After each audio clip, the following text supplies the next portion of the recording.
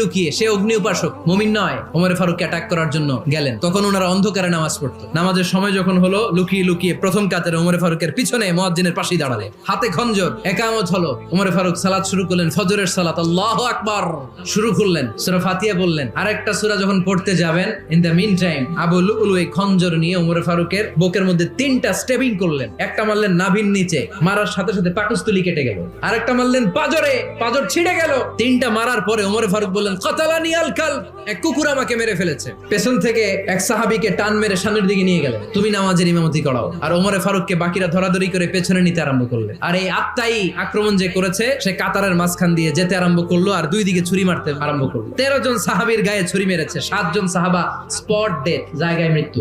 এই ভয়ঙ্কর অবস্থা দেখে এক সাহাবী বুরনুস, এক ধরনের জুব্বা আছে মাথাওয়ালা, অনেকে জ্যাকেট পরছেন না এরকম মাথাওয়ালা, লম্বা জুব্বা আছে, আরবরা শীতে পরে মাথাওয়ালা, এই মাথাওয়ালা জুব্বা বের করে এক সাহাবী জালের